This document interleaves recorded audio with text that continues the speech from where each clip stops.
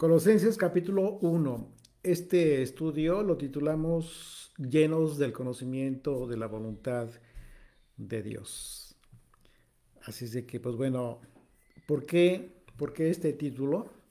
Vamos a ver cómo es que el apóstol Pablo eh, ora por los colosenses y el punto central de su oración es esto: que los colosenses sean llenos del conocimiento de la voluntad de Dios. Es un aspecto importantísimo, una enseñanza importante igualmente para todo aquel que comparte la escritura, todo aquel que comparte este mensaje de esperanza. Eh, ¿Por qué? Porque precisamente lo que tenemos que transmitir es el conocimiento de la voluntad de Dios. ¿Qué es lo que Dios quiere que las personas conozcan acerca de Él mismo, acerca del Hijo, el propósito de su vida en este mundo y cuál es la esperanza? Este mensaje, el mensaje del Evangelio, el Evangelio como mensaje encierra un propósito muy específico y es precisamente la esperanza que fue, que constituye un pacto, el pacto que Dios hizo con Abraham. Así es de que, pues es muy interesante. Y una vez más, Pablo se caracteriza, ustedes lo saben, por su saludo, un saludo muy especial, prolongado. Dice de ahí desde el versículo 1. Dice: Pablo, apóstol de Jesucristo, de Yeshua el Mesías, por la voluntad de Dios, y el hermano Timoteo, a los santos y fieles hermanos en el Mesías que están en Colosas. Gracia y paz sean a vosotros, de Dios nuestro Padre y del Señor Jesucristo. Bueno, el apóstol Pablo aquí inicia con este saludo que es un tanto prolongado, importante por supuesto, y hace un énfasis especial en esta designación de su apostolado, su designación como apóstol, porque dice por la voluntad de Dios.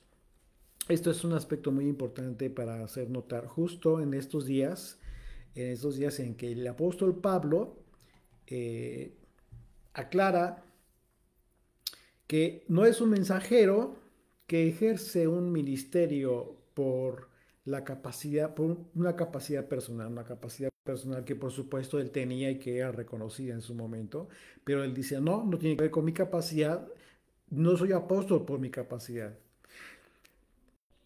En esa descripción el apóstol Pablo, al decir que su condición de apóstol es por la voluntad de Dios, habló de una autoridad. Él se refiere a una autoridad que fue dada por el propio Padre Celestial. La calidad de apóstol implica una autoridad delegada. Es un enviado. En el hebreo es shaliach, la palabra shaliach, que significa enviado. Es lo que es la palabra con la que hoy en día se identifica a los cónsules por parte de Israel. Es la misma palabra, shaliach, apóstol, enviado, mensajero, representante de. En este caso, Pablo dice: soy representante de Jesucristo, del Hijo de Dios, por voluntad del Padre Celestial. Así es de que él habló de una autoridad que le fue dada, que le fue delegada por el propio Padre Celestial, y la cual esto quedó registrado, como todos sabemos, en el capítulo 9 del libro de los Hechos.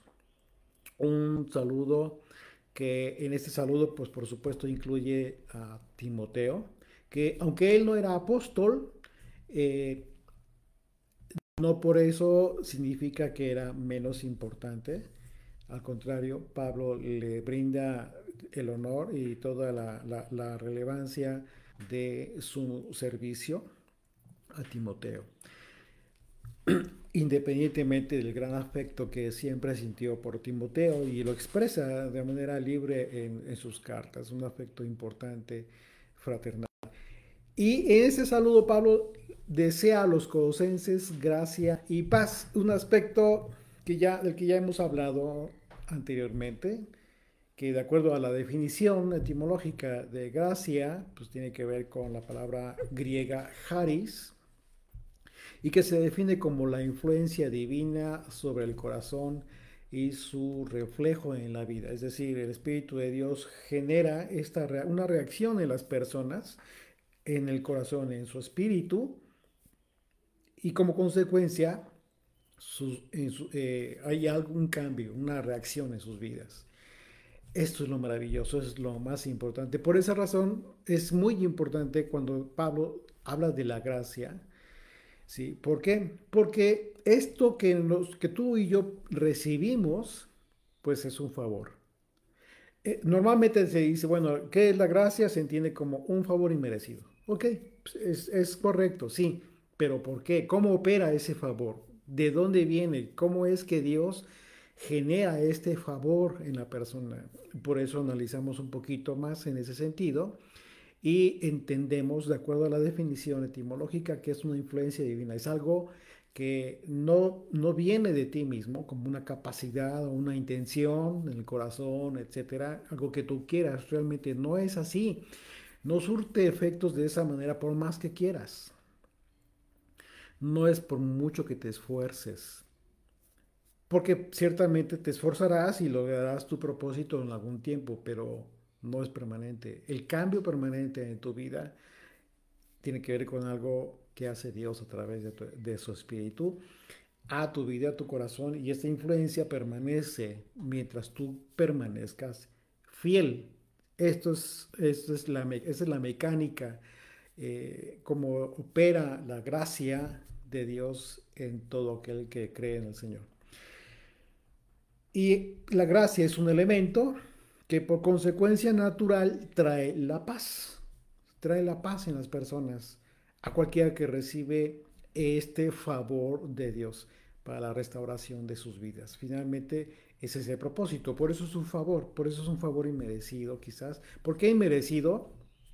Porque no puedes tú exigirlo, no hay forma de que tú digas merezco esto, merezco este favor, merezco esto que haga Dios conmigo. Realmente, pues no está, nadie estamos en esa condición. Por eso es un favor inmerecido. Por esta influencia divina en el espíritu de las personas, pues, de la forma sobrenatural que cambia pues muchas cosas en las personas de los creyentes. Cambios que llevan a tener esa paz, en consecuencia, una paz que provee de estas cosas, que no provee de las cosas materiales del mundo, sino que proviene del Señor. Y por esa razón es una paz que, que viene a ser lo que Yeshua prometió. Él dijo que nos daría una paz, pero no como la da el mundo. Juan 14, verso 25, dice, os he dicho estas cosas estando con vosotros. Mas el Consolador, el Espíritu Santo, a quien el Padre enviará en mi nombre, Él os enseñará todas las cosas. ¿Ya vieron cómo es la mecánica de la gracia? Aquí Yeshua lo está confirmando en sus propias palabras y dice más el Consolador. El Espíritu Santo, el Espíritu de Dios, al quien el Padre enviará en mi nombre, Él os enseñará todas las cosas. Esta gracia, este don inmerecido, es justo el propósito que cumple. Darnos a entender, darnos revelación, hacernos comprender cosas que en el común de las personas no es recibido. No lo entienden de esta manera, tan simple, tan sencillo. Dice, continúa Yeshua con esta promesa diciendo, y os recordará todo lo que yo os he dicho. Esto fue específicamente en su momento para los apóstoles, para estos discípulos, antes de enviarlos. ¿Por qué? Porque a pesar de que estuvieron 3 años y medio con Yeshua, hubo muchas cosas que no entendían. En su capacidad, por supuesto, en su capacidad como tú y yo, como personas pensantes, con cierta capacidad intelectual, pues ellos igualmente comprendían hasta cierto punto, pero hay un punto en el entendimiento, en el razonamiento de las personas que ya no pueden ir más allá en esa comprensión. Y es ahí justo en ese momento donde esta capacidad nos viene a través de esta influencia de Dios, a través de su gracia. Una vez más, por eso es un favor inmerecido. Dice, esto, dice el Señor, esto que enviará el Padre les hará recordar todo lo que yo les he dicho, pero no es de que se lo hayan olvidado, no, significa que les hará entender todo lo que les había enseñado. Y dice, la paz os dejo, mi paz os doy.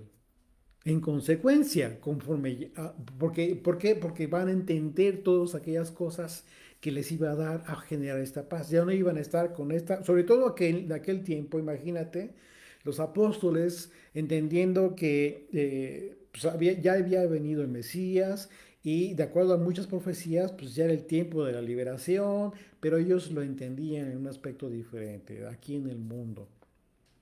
Todavía hacía falta que recibieran esta revelación para que entendieran que todas las profecías que hablaban acerca de esta libertad, de esta restauración final y total, tiene que ser hasta después, hasta su regreso. Y entonces, para que no estuvieran ellos como lo sucedió con Judas. ¿Qué fue lo que sucedió con Judas? Él no entendió. Él dijo, necesitamos provocar que se revele el Mesías. Ese fue su error. No entendió, no entendió y no tuvo esta revelación. Fue vencido por su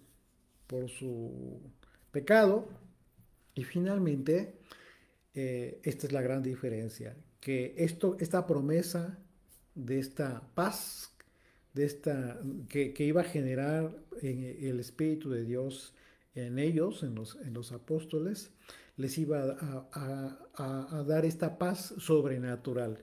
Y en consecuencia, ellos cumplirían su propósito de apostolado con la firme convicción de que no iba a ser quizás en su tiempo, pero que su propósito era fundamental. El propósito de dispersar el Evangelio de Jesucristo era indispensable para poder cumplir su propósito en este mundo.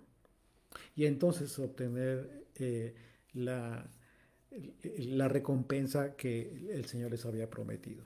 Así es de que siempre que Pablo desea en sus cartas la paz, la gracia y la paz a los creyentes de las congregaciones, él se refirió a esta promesa que dio el propio Yeshua al decir que el consuelo que nos brinda saber que el Espíritu de Dios nos guía en nuestro camino y eso nos da mucha paz, por supuesto. Y después de este saludo, Pablo describe una oración muy importante. Una oración que todo aquel que comparte la palabra de Dios, tú que en un momento tienes la oportunidad de compartir el Evangelio, de compartir la palabra de Dios con quien sea, debes de considerar, debes de tomar en cuenta como una enseñanza del apóstol Pablo. Fíjate qué importante, dice el versículo 3, siempre orando por vosotros.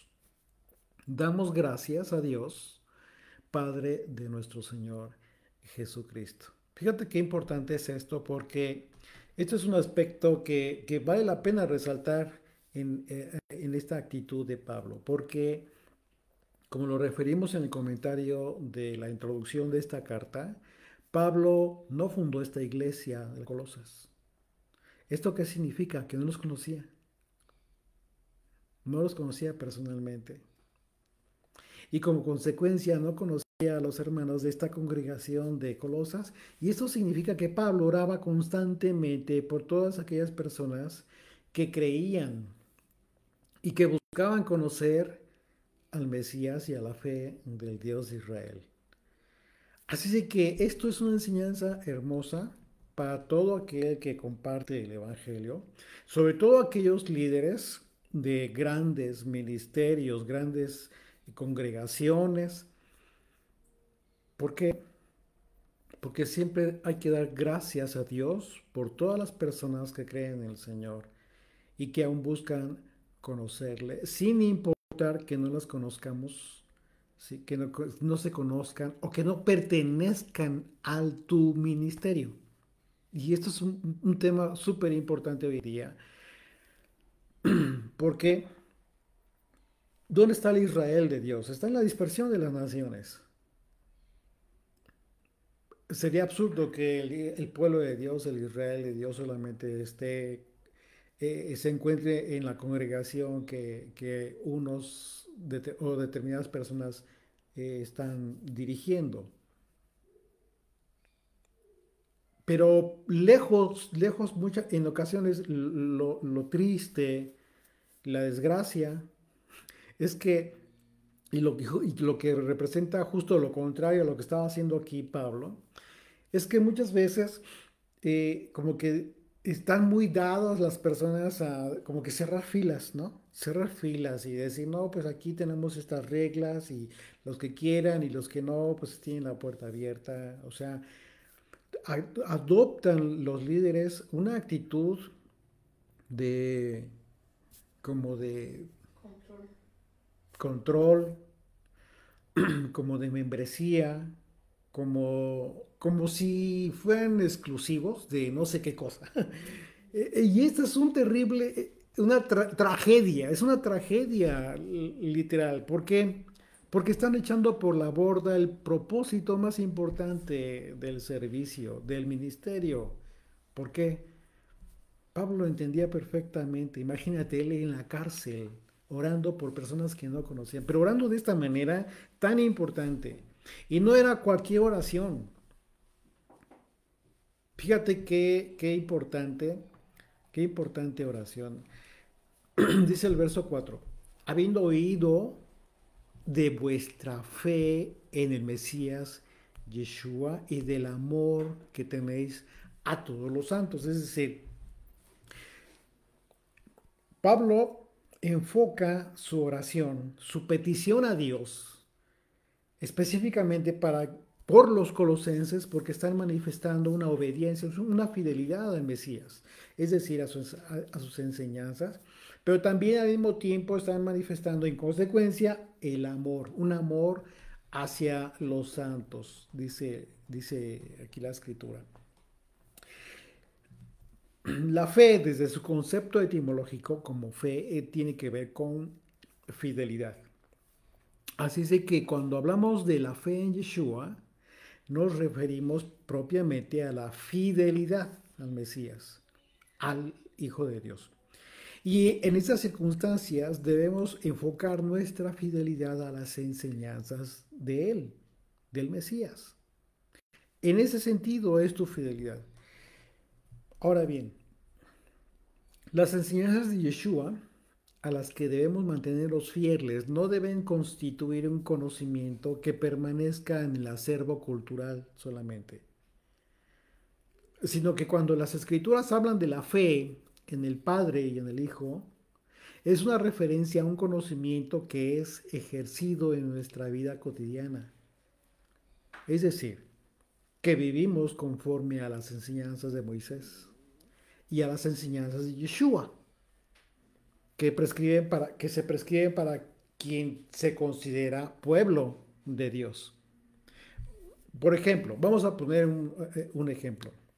Hoy en día hay mucha gente, hay muchas personas que consideran que no hay ningún problema en recibir la enseñanza del Mesías, de Yeshua, ¿ok? Si estudian la Escritura, el Nuevo Testamento, escuchan las enseñanzas de Yeshua, pero al mismo tiempo guardan y escuchan y reciben enseñanza ajena, doctrina ajena. ¿De qué doctrina estamos hablando propiamente? Pues de la doctrina judía, que es una doctrina ajena a la de Yeshua. ¿Estamos de acuerdo? No son la misma. No es la misma que el pueblo judío rechaza a Jesucristo, a Yeshua, como el Hijo de Dios, como el Mesías. No solo lo rechaza, lo abomina. pero tú recibes de una y de otra, y de repente te sientes con la gran capacidad como para decir, bueno, tomo lo que me sirve. Fíjate a qué grado de absurdo sacan de contexto las palabras de Pedro. Toman lo que les sirve. No es en ese sentido. Y no puede ser, y te voy a explicar por qué. Porque la fidelidad que va ligada con la palabra creer se expresan, se reflejan en la persona a través de su vida cotidiana. De tal manera que tú en tu vida estás llevando a cabo, si dices creer en una cosa y en la otra, dos doctrinas distintas que son en ocasiones opuestas, pues en tu vida estás llevando a cabo esta disfunción de la fe, de tu propia forma de vida. Por ejemplo, hoy en día hay mucha gente que está celebrando Hanukkah. Estamos en diciembre del 2023 y estamos en estos días, estos 7 días, 8 días de la famosa fiesta de Hanukkah. Una fiesta que es plenamente judía, que no es una fiesta bíblica, eso es obvio. Quienes conocen la escritura, quienes conocen un poco de la escritura, pues bueno, saben perfectamente que las fiestas bíblicas están prescritas en Levítico capítulo 23.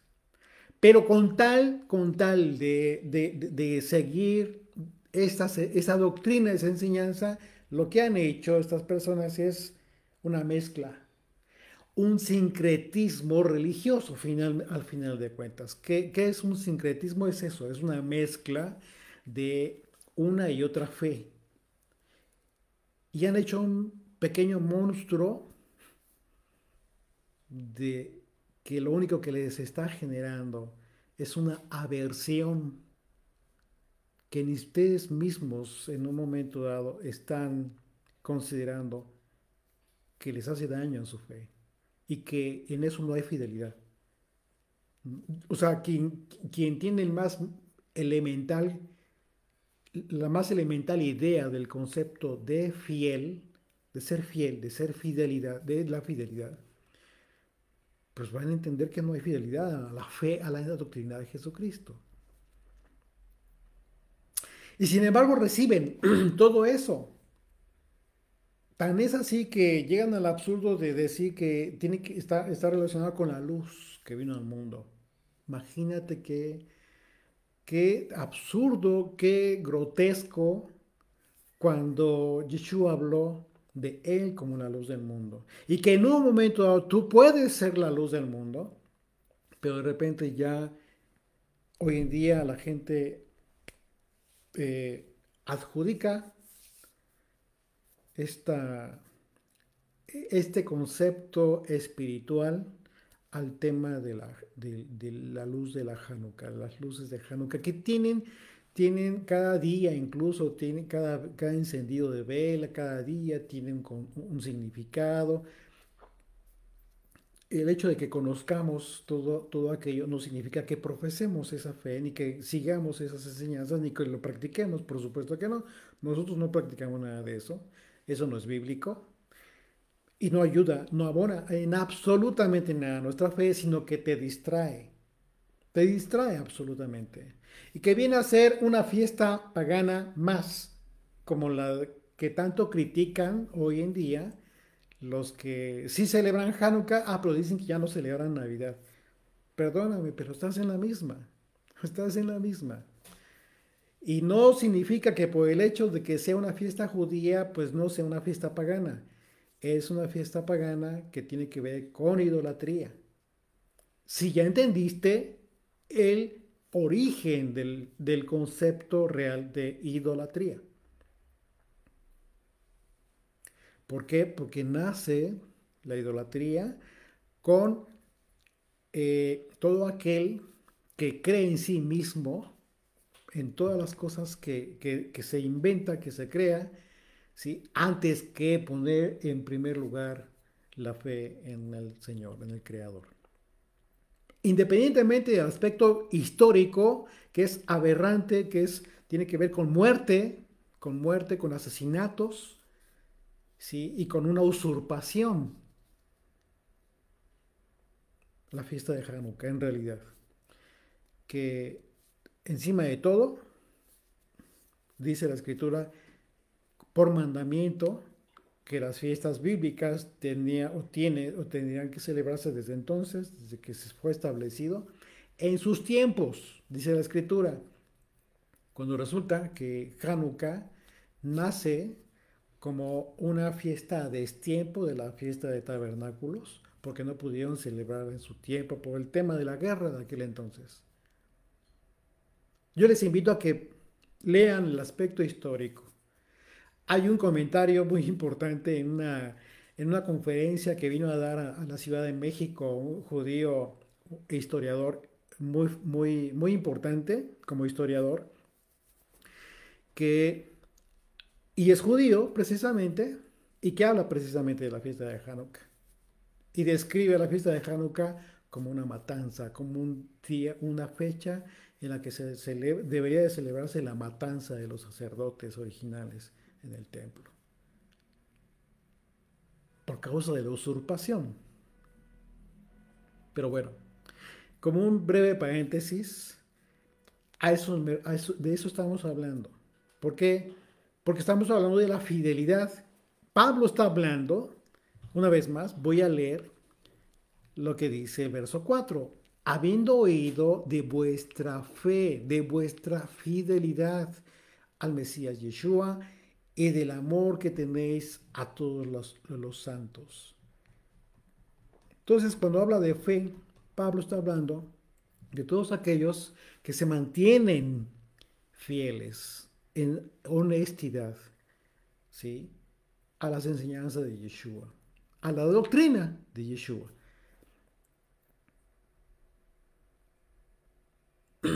Y en este mismo versículo Pablo abordó el tema no menos importante, que por supuesto es parte fundamental de la fe de todo creyente, y es que se refirió al amor de todos los santos. Un aspecto tan importante que constituye el vínculo de identidad entre los que profesan la fe de Jesucristo. Por eso es tan importante.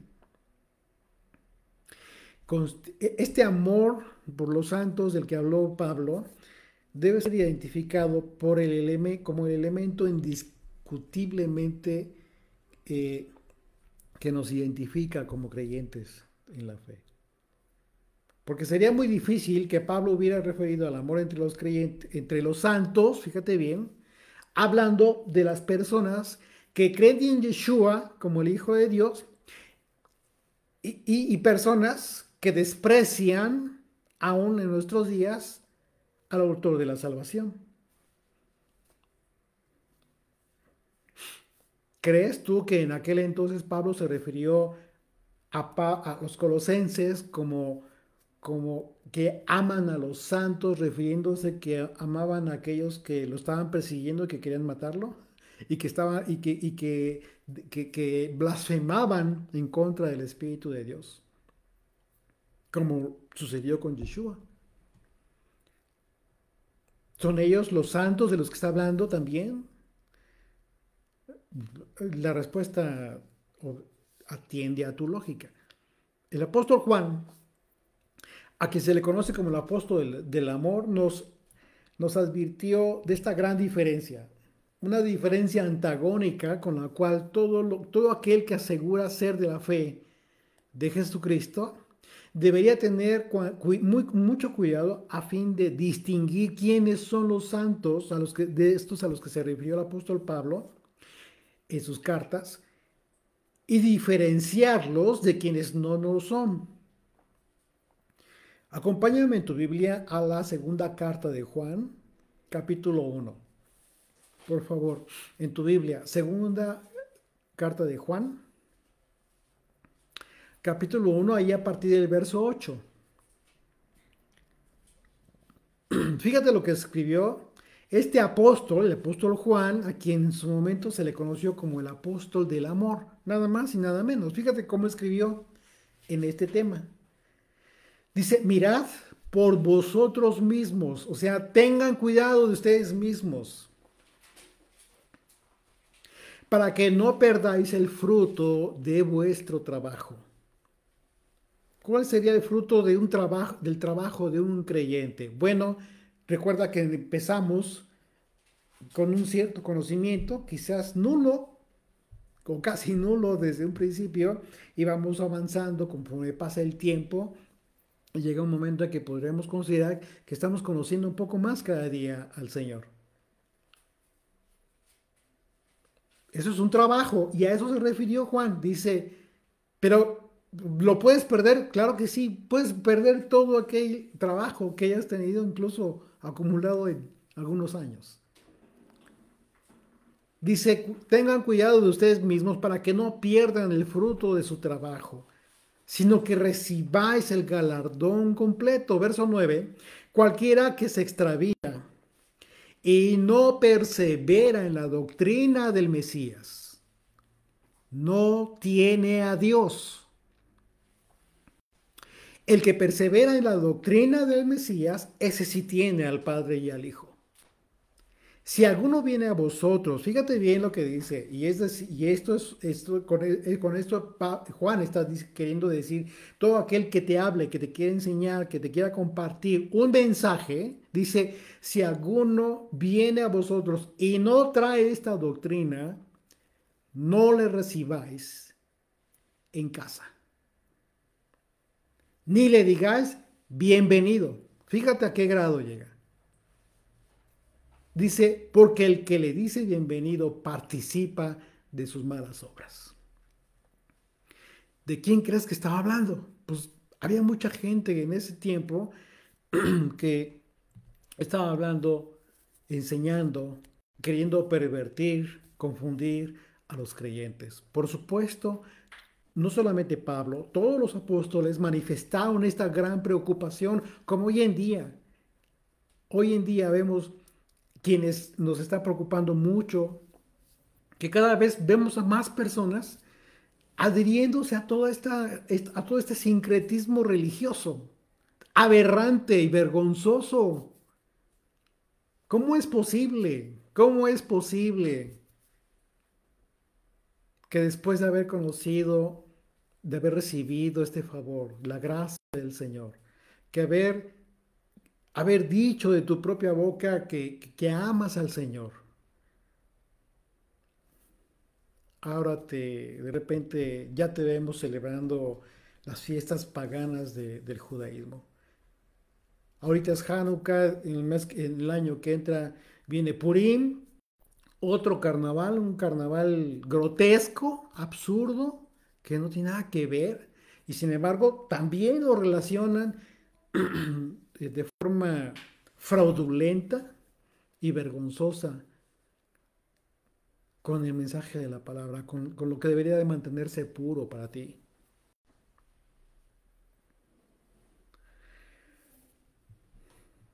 Sí, sí, sí, la preocupación continúa de parte de muchos que continuamos con este mensaje.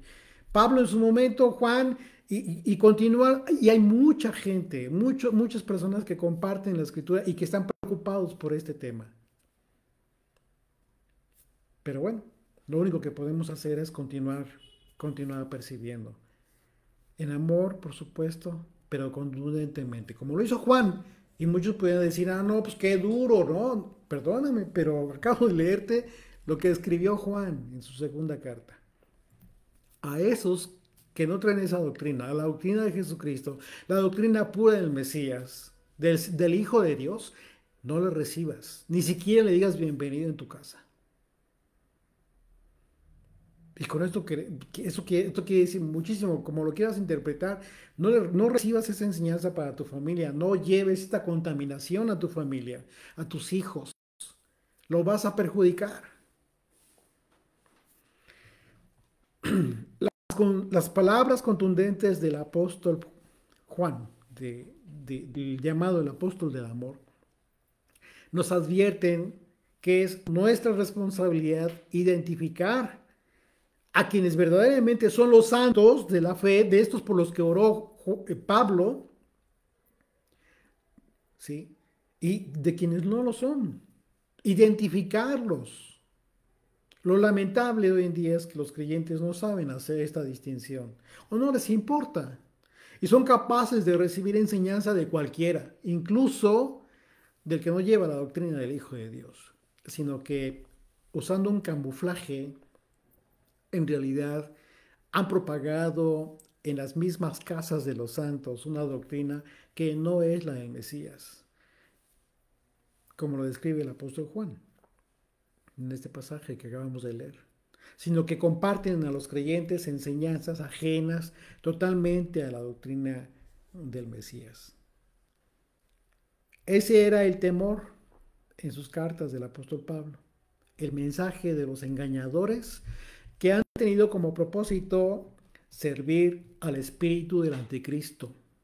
Y muchas veces hemos sido advertidos de estos falsos maestros. Así como nos advirtió Yeshua mismo, ¿sí? De estos falsos maestros, falsos profetas, falsos maestros. De manera que Pablo agradece entonces a Dios por el amor que los colosenses manifiestan a los santos, es decir, a los fieles de la doctrina de Yeshua. Y dice el verso 4, dice, habiendo oído de vuestra fe en el Mesías Yeshua y del amor que tenéis todos los santos, dice el verso 5, a causa de la esperanza que os está guardada en los cielos, de la cual ya habéis oído por la palabra verdadera del Evangelio. Pablo en su primera carta a los Corintios escribe acerca de estos tres elementos fundamentales de la fe del creyente. Dice 1 Corintios 13, verso 13, dice, y ahora permanecen la fe, la esperanza y el amor. Estos tres, pero el mayor de ellos es el amor. Bueno, el amor pues siempre será el elemento que vincula a cualquier don espiritual que podamos recibir como creyentes. Si es que resulta pues, de vital importancia entender que no importa que tengamos dones, si no los podemos desarrollar conforme al amor, que prevalece sobre la fe y sobre la esperanza en ese sentido. Ahora bien, la fe y el amor están fundados en la esperanza, de acuerdo al autor de la carta a los Hebreos. Porque la esperanza de la cual habló Pablo justo es el anhelo del creyente, pero representa en sí mismo un pacto que Dios hizo con Abraham. O sea, no es algo nuevo, no es a partir de Yeshua. Esta esperanza nace desde el pacto que Dios hizo con Abraham y sus generaciones. Dice Hebreos capítulo 6, a partir del verso 13. Dice, porque cuando Dios hizo la promesa a Abraham, no pudiendo jurar por otro mayor, juró por sí mismo el Señor, diciendo, de cierto te bendeciré con abundancia y te multiplicaré grandemente, y habiendo esperado con paciencia alcanzó la promesa. Y habiendo esperado con paciencia alcanzó la promesa. Porque los hombres ciertamente juran por uno mayor que ellos, y para ellos el fin de toda controversia es el juramento para confirmación. Verso 17. Por lo cual, queriendo Dios mostrar más abundantemente a los herederos de la promesa la inmutabilidad del consejo, de su consejo, interpuso juramento, para que por dos cosas inmutables en las cuales es imposible que Dios mienta, tenga un fortísimo consuelo los que hemos acudido para asirnos de la esperanza puesta delante de nosotros. Ese es el propósito. Dice el verso 19, la cual tenemos como segura y firme ancla del alma y que penetra hasta dentro del velo, donde Yeshua entró por nosotros, está hablando aquí ya del lugar santo, dice, el lugar santísimo, dice una vez más, donde Yeshua entró por nosotros como precursor, hecho sumo sacerdote para siempre, según el orden de Melquisedec. Fíjate qué importante entonces es entender que este amor que nos vincula y que nos caracteriza como creyentes tiene que ver, está relacionado con la esperanza de esta promesa que Dios le hizo a Abraham, la vida eterna. Esta confirmación que hizo el autor de la carta a los hebreos acerca de esta esperanza nos dice que el verdadero evangelio, el evangelio de Yeshua, el Hijo de Dios, no nació, no nació como un mensaje nuevo a partir de su venida. Fíjate qué importante es esto. Sino que fue el mensaje que confirma la esperanza. Él vino a confirmar este mensaje, esta esperanza a través de su mensaje. Esta esperanza es la salvación que se aguarda y que tenemos reservada en los cielos. Entonces, bajo esta perspectiva de la esperanza, al considerar los otros dos elementos de los que habla Pablo, la fe y el amor, en el tema de la fe, pues es imprescindible que desterremos de nuestra mente todo el tema subliminal, la fe etérea, irreal. ¿Por qué? Porque la fe verdadera se ve. No es algo subjetivo que ahí se quede en la mente de las personas. La fe verdadera se ve. Principalmente en la manifestación del amor. El amor que se tiene hacia los hermanos en la fe. Y en ese sentido, el vínculo entre los creyentes no se conforma de meros sentimientos. O sea, los sentimientos ahí están y surgen, pero no es eso el punto principal, no termina ahí, sino que el vínculo entre los creyentes es el amor que se refleja en hechos tangibles. Y muchas veces ese amor verdadero no compagina con la noción o concepto de amor que tiene el mundo.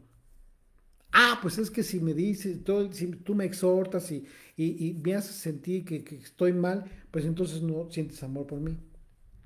Pues es que mejor guardo mi boca, no digo nada, para no meterme en problemas. Ese no es el amor. Ese no es el amor bíblico. Esa es una hipocresía. Y en el peor de los casos, es lo contrario a amar a la persona. Cuando tú amas a la persona, exhortas, confrontas. Con amor, sí, pero al fin confrontas. Y muchas veces la confrontación incomoda, lastima, duele, sí, pero es necesaria. Es necesaria. Pero la gente no quiere. Dice, no, mejor no me meto en problemas. No juzgo. Pues no entiendes nada, entonces. Ni siquiera entiendes lo que es juzgar o no juzgar. No entiendes el concepto de juzgar conforme lo dijo Yeshua acerca de no juzgar y no entiendes lo que es juzgar acerca de lo que dijo Pablo acerca de juzgar, de que tenemos que juzgar. Ni Pablo contradijo a Yeshua y Yeshua dijo toda la verdad. Pero tenemos que saber en qué sentido sí debemos de juzgar y en qué sentido no debemos de juzgar.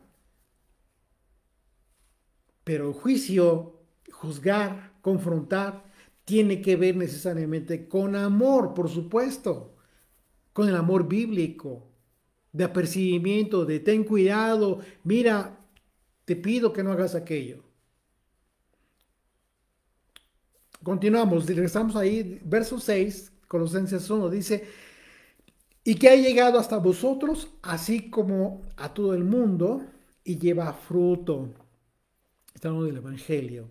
Dice, y hace también, y crece también en vosotros, desde el día que oísteis y conocisteis la gracia de Dios en verdad. Bueno, Aquí el apóstol Pablo hace una referencia pues muy interesante al decir que el evangelio ha llegado a los colosenses hoy a todos nosotros, pero también a todo el mundo. Está hablando de dos aspectos diferentes. Y esto significa que el evangelio que tiene la esperanza, ¿sí? Que contiene esta esperanza para todo creyente, ha actuado y continúa actuando en todo el mundo, en donde pues es Satanás quien gobierna. Por eso es importante esta diferencia que está haciendo, este agregado que está haciendo, sí, en ustedes, pero también en todo el mundo. Ha llegado el Evangelio y esto es lo maravilloso. ¿Por qué? Porque justo Satanás es quien gobierna el mundo y justo el propósito del Evangelio, ¿cuál es? Liberar a los cautivos, a los que se encuentran, liberar a todos aquellos que se encuentran en oscuridad, en ignorancia, de esta esperanza de vida eterna. A todos aquellos que necesitan saber que su vida en este mundo es un suspiro solamente y que tienen que prepararse para la vida eterna. Este es el mensaje maravilloso de la esperanza de la salvación, de la vida eterna.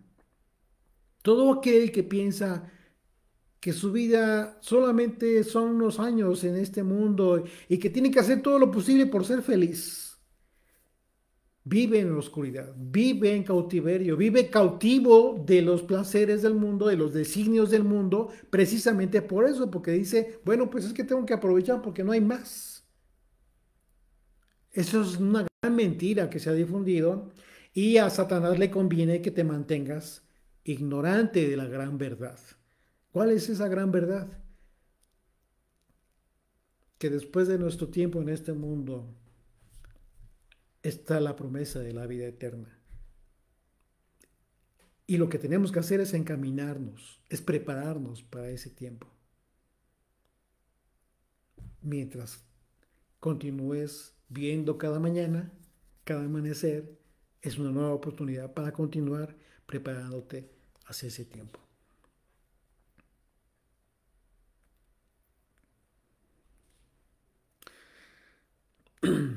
Así de que, por esa razón, es importantísimo esto que dice Pablo. Lo voy a leer una vez más. Dice que ha llegado el Evangelio, que ha llegado hasta vosotros, así como a todo el mundo.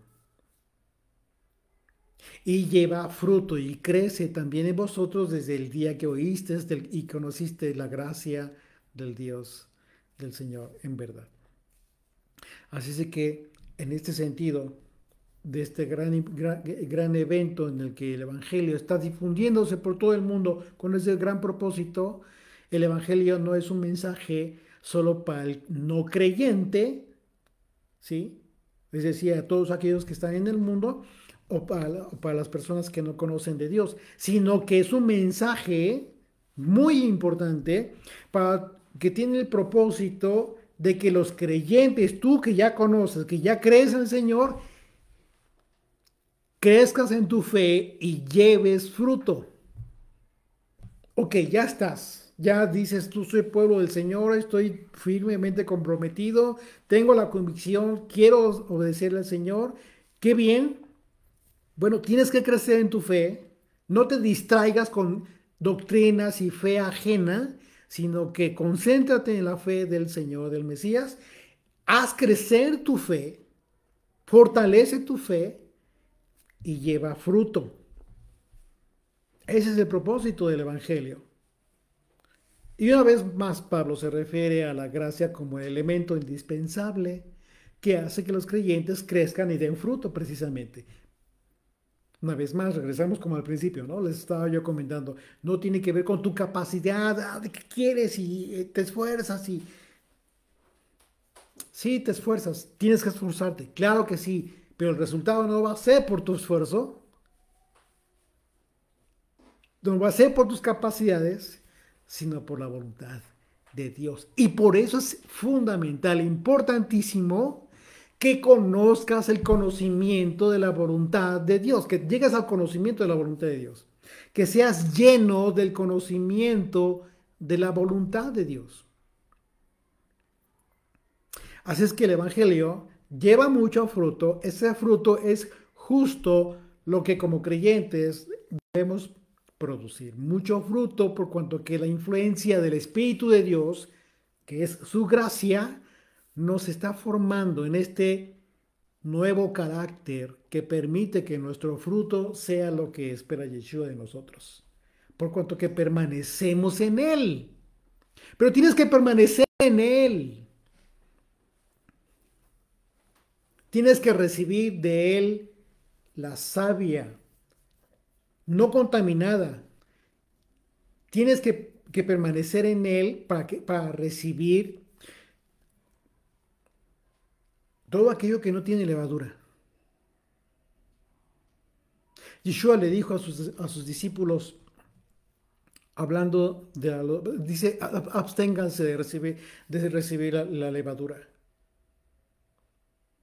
Y los discípulos en su momento, en primera instancia, no entendieron, dijeron, está diciendo que no comamos pan, estaba hablando del pan. Dice el Señor, no, absténganse de la enseñanza de los fariseos y los escribas. Es decir, absténganse de la enseñanza judía, porque ellos no van a recibir la revelación del Hijo de Dios. Y en consecuencia, toda su doctrina va a estar ajena, va a ser ajena a esta gran promesa que nos ha sido revelada a través de la confirmación del mensaje que trajo Yeshua. Esa promesa dada desde a Abraham. Pero para eso, ¿qué necesitamos? Mantenernos pegados a la vid. Dice Juan capítulo 15 a partir del verso 1, yo soy la vid verdadera y mi Padre es el labrador. Jesucristo está hablando de él y está hablando del Padre Celestial. Dice, verso 2, todo pámpano que en mí no lleva fruto, lo quitará. Fíjate qué delicado, y son palabras del propio Jesucristo, el propio que dice, de quien dices tú creer y serle fiel. Todo pámpano que en mí no lleva fruto, lo quitará. Es decir, puedes llevar fruto, sí, pero quién sabe qué fruto sea. Porque si no es en él, te va a quitar. Y todo aquel que lleva fruto lo limpiará para que lleve más fruto. ¿Cómo es que te limpia? Y tú, o sea, queriendo que te limpie el Señor, ya estás llevando fruto. Como decía Pablo, que no pierdas, perdón, sí, que no pierdas el fruto de tu trabajo, decía Juan, en la cita de Juan, segunda de Juan. No pierdan el esfuerzo de su trabajo. Ya llevas algún tiempo quizás, estás creciendo en la fe y ya llevas un trabajo y ya llevas cierto fruto. Y dice, fíjate qué hermoso, dice, y todo aquel que lleva fruto lo limpiará para que lleve más fruto. Sí, pero resulta que en lugar de que el Señor te pueda limpiar para que lleves más fruto, ¿qué es lo que haces? Te contaminas tú mismo, comienzas a recibir fruto que no es de la vid. ¿Cómo pues piensas que el Señor va a hacer su obra en ti cuando tú mismo estás insistiendo en echarte a perder, insistiendo en contaminarte con un fruto que no es de la vid? Verso 3. Ya vosotros estáis limpios por la palabra que os he hablado. Permaneced en mí. Permanezcan en mí. Y yo en vosotros, en consecuencia. Como el pámpano no puede llevar fruto por sí mismo, si no permanece en la vid, así tampoco vosotros, si no permanecéis en mí. Yo soy la vid, vosotros los pámpanos. Yo te pregunto, te consideras un pámpano? Pero hoy estás celebrando Hanukkah. ¿Cuál es tu fruto? ¿Ese es su fruto? ¿Qué fruto es? ¿Es de él? ¿Es de la vid o es un fruto ajeno? Estás permitiendo que el Señor te limpie para que lleves más fruto, crezcas, o estás insistiendo en contaminarte. Dice, permaneced en mí y yo en vosotros. Como el pámpano no puede llevar fruto por sí mismo si no permanece en la vid, así tampoco vosotros si no permanecéis en mí. No van a llevar fruto. Dice el verso 5, yo soy la vid, vosotros los pámpanos. El que permanece en mí y yo en él, éste lleva mucho fruto, porque separados de mí nada podéis hacer. El que en mí no permanece, y ojo, entendamos que permanecer en el Señor está hablando de fidelidad. No es de que compartas la fe, de que te sientas con la gran capacidad, según tú, diciendo, pues de todo recibo y recibo lo bueno. Y de repente empiezas a acomodar textos fuera de contexto para acoplarlos y acomodarlos a las fiestas paganas, a las enseñanzas y doctrinas ajenas a Jesucristo. Eso no es permanecer en él. Verso 6 una vez más, el que en mí no permanece será echado fuera como pámpano y se secará. Y se va a secar. Y dice, y los recogen y los echan en el fuego y arden. Te está hablando de la vida eterna, te está hablando del tiempo del fin. Hoy podrás vencer en tu vida y deshacer y contaminar a tus propios hijos, a tus descendencias, privándoles de la gran oportunidad de tener una fe pura en el Señor, por tu gran error, por tu gran egoísmo. Y el problema va a ser que en la vida eterna, el tiempo del fin después del Señor, tú y a los que contaminaste tengan este fin. Verso 6 una vez más, dice, si permanecéis en mí y en mis palabras permanecen en vosotros. Dice, pedid todo lo que queréis y os será hecho. En esto es glorificado mi Padre, en que llevéis mucho fruto y seáis así mis discípulos. Solamente, de otra manera no puede ser. No puedes tú decir que eres discípulo del Maestro, de Yeshua, del Hijo de Dios, si andas con doctrinas ajenas. ¿Discípulo de quién entonces eres?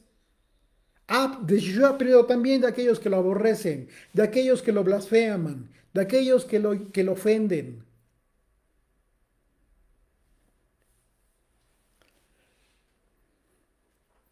La idolatría cauteriza el sentido común.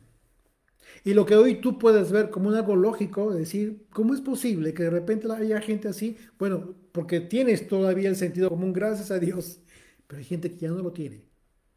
Tiene cauterizado el entendimiento, no hay discernimiento en sus mentes. Y eso es una gran tragedia, es muy triste. Porque si algo tiene la escritura, algo tiene la palabra de Dios, es justo sentido común. Cordura. Verso 7, continuamos, regresamos a Colosenses 1, verso 7. Como lo habéis aprendido de Epafras, se refiere una vez más a este buen hombre, líder de aquella congregación en Colosas, nuestro consiervo amado, que es un fiel ministro del Mesías para vosotros. Pablo hace un merecido reconocimiento a este hombre y le reconoce como un siervo fiel respecto a la predicación del Evangelio a los colosenses, quienes habían aprendido de Epafras. Pablo nunca tuvo ningún problema en reconocer públicamente las cosas buenas de los buenos siervos, de quienes predicaban la palabra de Dios verazmente y fielmente a las Escrituras. Y la enseñanza de Yeshua, por supuesto, era aspecto fundamental. Sin embargo, siempre que se encontró Pablo con quienes eh, no eran realmente siervos del Señor, sino que andaban divulgando mensajes ajenos, distorsionados, falsos evangelios, siempre les reprendió directamente y apercibió a los creyentes acerca de esos malos siervos. Les advirtió a los creyentes, como hoy lo hacemos. Igualmente, hoy te puedo decir, ten mucho cuidado. Te lo he estado diciendo a través de todo este tiempo que me estás acompañando. Ten cuidado de todas esas enseñanzas que tienen que ver con la idolatría, que tienen que ver con todo el tema de una doctrina ajena que no es la tuya, que no es la del Mesías. Y que lo único que estás haciendo es contaminarte a ti mismo en todo esto que estás recibiendo. Mejor hagámosle caso a los apóstoles.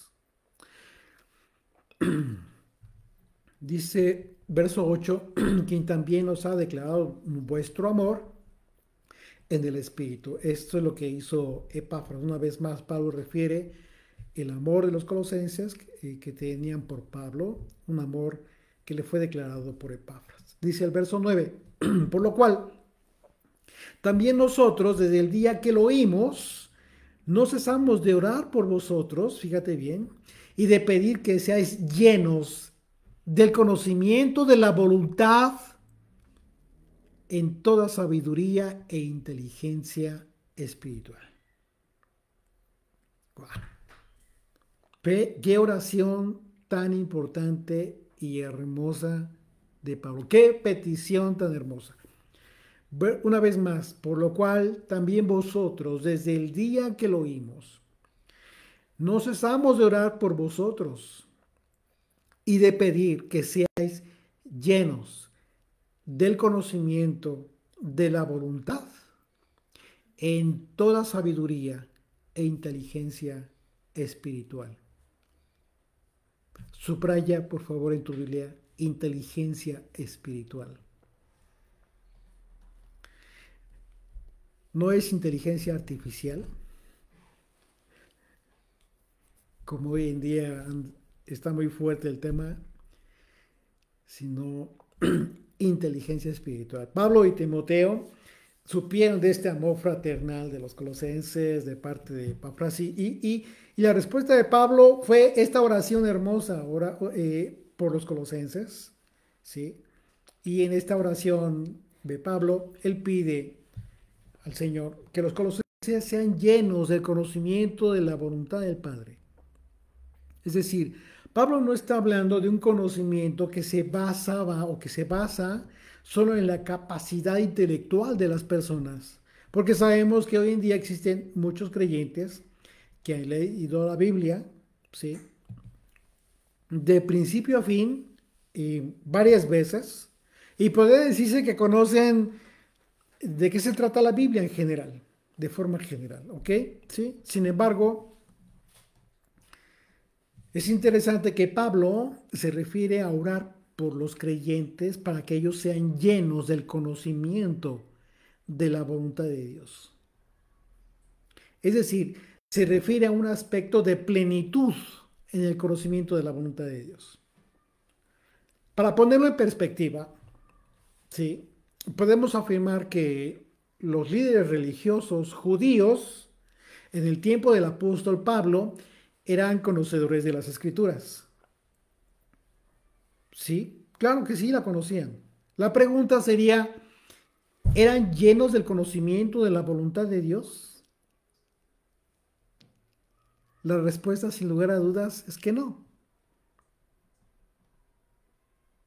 Porque en términos reales, conocer las Escrituras de forma simple, pues no necesariamente equivale a conocerla a través de las Escrituras la voluntad de Dios.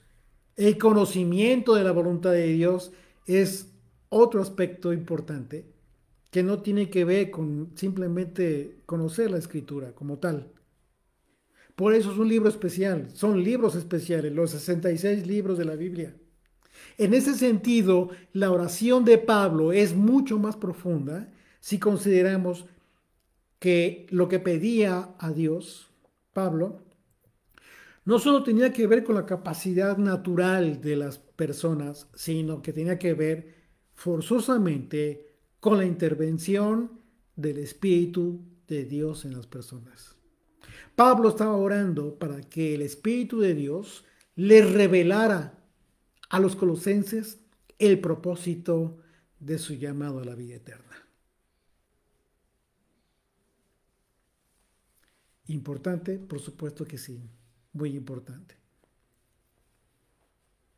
Mas a Dios gracias, el cual nos lleva siempre en triunfo en el Mesías Yeshua y por medio de nosotros manifiesta en todo lugar el olor de su conocimiento.